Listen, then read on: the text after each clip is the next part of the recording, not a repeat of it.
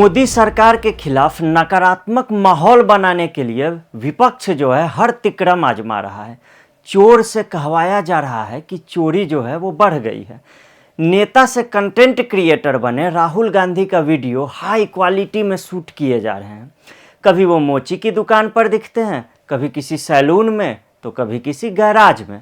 कभी संविधान माथे पर लेकर नाचते हुए दिखाई देते हैं, तो कभी अंबानी अडानी के नाम पर लोगों को डराते हुए। अब राहुल गांधी और कांग्रेस के मीडिया एवं पब्लिसिटी विभाग के जो अध्यक्ष हैं पवन खेड़ा, उनके संवाद का एक वीडियो जो है वो सामने आया है। हम इस पर आज बात करेंगे। नमस्कार, मैं अनुपम के सिंह और आप देख रहे हैं TFI यानी थिंक फॉर इंडिया।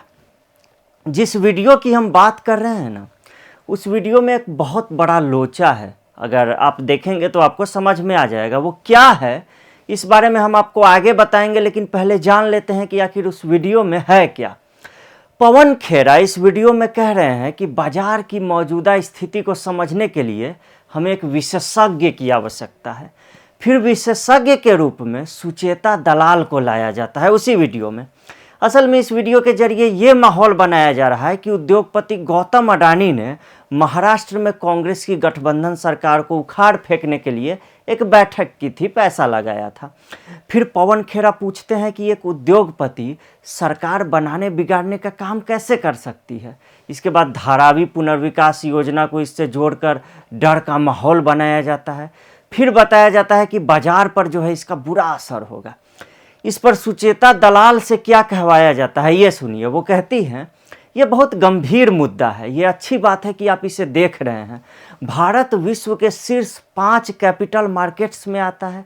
ऐसे में रेगुलेटर की भूमिका महत्वपूर्ण हो जाती है। सुचेता दलाल आगे कहती हैं, किसी सेबी अध्यक्ष में ये हिम्मत नहीं होगी कि वो जांच के लिए पेश न हो, जब तक के लिए ऊपर से मौन स्वीकृति देकर ये कहा न जाए कि अरे हम संभाल लेंगे। सेबी अध्यक्ष अकेली काम नहीं कर रही हैं। तो ये थी, समझ लीजिए कि मनोहर कहानियाँ। अब थोड़ा सुचेता दलाल के इस बयान के पीछे का परिप्रेक्ष्य समझ लीजिए। अमेरिका स्थित short selling company Hindenburg Adani समूह के खिलाफ जनवरी 2023 में एक रिपोर्ट लेकर आती है। इसके बाद अडानी के शेयर जमकर गिरते हैं और हिंडनबर्ग खूब कमाई करती है। अडानी समूह के शेयर धराम होने का जश्न केवल विदेश में स्थित भारत विरोधी शक्तियां ही नहीं मनाती हैं, बल्कि इस देश में स्थित एक समूह भी इसका जश्न मनाता है। इसके 1.5 साल बाद यानी इस साल फिर से हिंडनबर्ग अडानी समूह के खिलाफ रिपोर्ट लेकर आता है। इस बार लोग समझदार हो चुके होते हैं, भगदड़ नहीं मचती, शेयर भी नहीं गिरते। फिर हिंडनबर्ग जो है वो एक और रिपोर्ट लेकर आता है कि कहीं कुछ गलत तो नहीं रह गया, फिर से करके देखते हैं। इस बार जो है फिर से कहीं कोई भी असर नहीं होता किसी भी प्रकार का। इसके बाद भारत विरोधी समूह जो भारत में भी है और भारत के बाहर भी, वो अवाक रह गया। तो अब भारत के करोड़ों निवेशकों को डराया जा रहा है। ये तो हम देख ही चुके हैं कि भारत में विपक्षियों की पूरी राजनीति जो है वो डरा कर ही चलती है। कभी हरियाणा के पहलवानों को डराया जाता है कि तुम लोग पर यूपी का नेता हावी हो गया है। कभी किसानों को डराया जाता है कि कृषि सुधार के लिए आए 3 कानून किसान विरोधी हैं। कभी मुस्लिम खातूनों को डराया जाता है कि CAA के कारण आप लोगों की नागरिकता चली जाएगी। तो कभी दलितों और जनजातीय समाज को डराया जाता है कि उनका आरक्षण जो है वो छीन लिया जाएगा, जबकि ऐसा कुछ कहीं तो है ही नहीं। वैसे ही अब निवेशकों को डराया जा रहा है उस NSE यानी नेशनल स्टॉक एक्सचेंज के निवेशकों को, जो 2024 में 1 बार 2 बार 3 बार 4 बार नहीं 59 बार ऑल टाइम हाई का रिकॉर्ड बना चुका है। वो NSE भारत का बाजार जो है वो आसमान छू रहा है। ऐसे में भारत को बर्बाद करने की साजिश रचने वालों को कुछ तो नकारात्मकता फैलानी होगी जिससे बाजार नीचे गिरे। क्यों? क्योंकि बाजार नीचे गिरेगा तो लोगों के पैसे डूबेंगे, पैसे डूबेंगे तो सरकार पर से भरोसा उठेगा। फिर ये विपक्ष वाले उस माहौल का फायदा उठाकर देश में आग लगाएंगे। तो अब की सेबी की जो चीफ है माधवीपुरी बुच, उनको घसीटा गया है इसमें। हिंडनबर्ग ने कहा कि वो अडानी से मिली हुई हैं, भले ही इसका कोई सबूत हो नहीं हो। अब सुचेता दलाल से कांग्रेस कहलवा रही है कि जो जितना शक्तिशाली है वो जवाबदेही से उतना ही निश्चिंत है।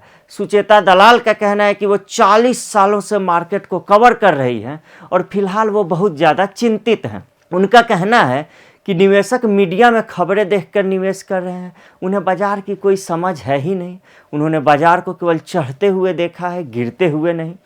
फिर उन्होंने आरोप लगाया कि भारत सरकार दोषियों को बचा रही है, भारतीय बाजार की विश्वसनीयता को गिराया जा रहा है। एक तरह से कांग्रेस के इस वीडियो में माधवी पुरी बुच और गौतम अडानी के खिलाफ लोगों को भड़काया जा रहा है। वीडियो के दौरान कैमरा आगे पीछे होता रहता है, राहुल गांधी को दूर से दिखाया जाता है, फिर जूम करके दिखाया जाता है।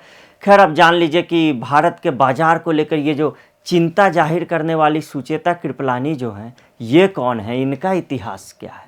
जिस बाजार ने एक साल में 59 बार ऑल टाइम हाई का रिकॉर्ड बनाया, और इसी मोदी सरकार में इसी बाजार ने इससे पहले 2021 में 58 बार ऑल टाइम हाई का रिकॉर्ड बनाया था।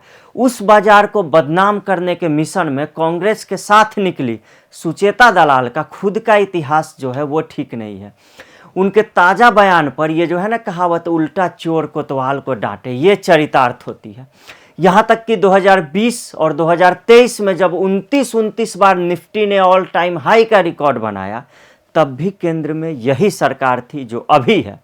तो ये जो मैडम सुचेता दलाल हैं, उन्हें आजकल वरिष्ठ पत्रकार कहा जाता है।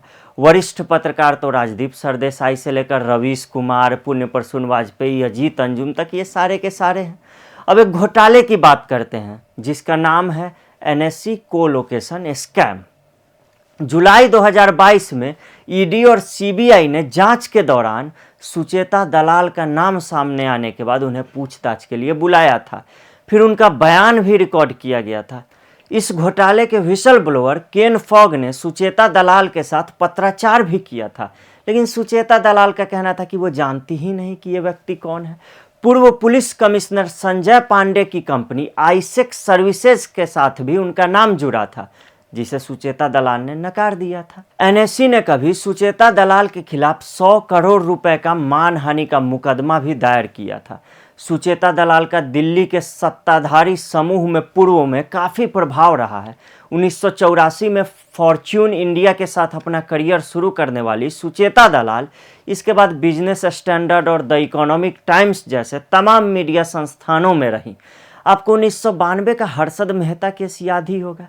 इस पर बनी वेब सीरीज सबने देखी है। इस पूरे मामले का खुलासा सुचेता दलाल ने किया था, ऐसा दावा किया जाता है। अब क्या कहानी थी क्या नहीं किसे पता। 2001 में केतन पारेख मामले में भी स्टॉक मार्केट स्कैम का खुलासा करने वालों में सुचेता दलाल का नाम शामिल किया जाता है, और इसके कारण उस समय बाजार क्रैश भी हुआ था। इस पर भी जो है सो कि वेब सीरीज वो बन चुकी है। हाल ही में टीएमसी सांसद महुआ मोइत्रा द्वारा अडानी को निशाना बनाए जाने के लिए दुबई स्थित कारोबारी दर्शन हीरानंदानी से कैश और महंगे तोहफे लेकर संसद में सवाल पूछने का मामला सामने आया। बाद में दर्शन हीरानंदानी ने अपने बयान में बताया कि जो लोग महुआ मोइत्रा की मदद कर रहे थे उसमें सुचेता दलाल भी शामिल थी। सुचेता दलाल ने बाद में महुआ मोइत्रा के साथ संबंधों को नकार दिया, जबकि अक्टूबर 2023 में ट्विटर पर एक्स पर दोनों बातें करती हुई दिख रही हैं। और महुआ मोइत्रा ने किसी सूचना को भेजने के लिए सुचेता दलाल से कहा, और जवाब में सुचेता दलाल भी हामी भर रही हैं कि वो भेज देंगी। खैर, 2008 में जब मनमोहन सिंह प्रधानमंत्री थे, असली बात अब जानिए, उस समय NSCL यानी नेशनल स्पॉट एक्सचेंज लिमिटेड का गठन किया गया था, जहां मैन्युफैक्चर और कृषि से जुड़ी वस्तुएं साथ में बिकती थीं। यूपीए काल जो है वो घोटालों का काल था, और इसमें भी घोटाला जो था वो हो गया।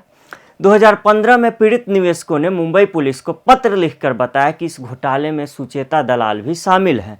आखिर क्या कारण है कि भारत के बाजार में कोई भी घोटाला होता है तो उसमें किसी न किसी रूप में कहीं न कहीं से सुचेता दलाल का नाम जुड़ ही जाता है, उनका नाम आखिर आ ही जाता है।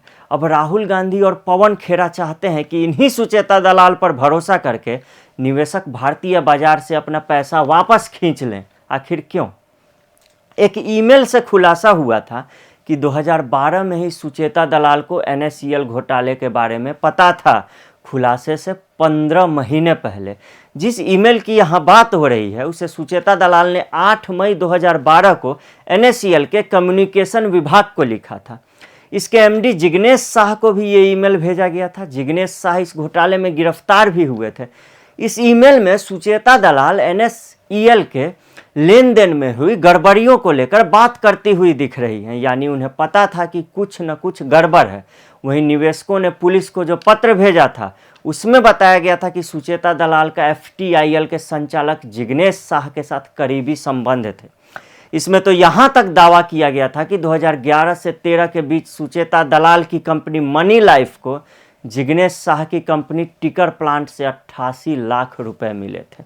जो हिंडनबर्ग के मुद्दे को प्रसारित करके अडानी को बदनाम करने की साजिश का साथ देती हो, उस पर कोई क्यों भरोसा करेगा।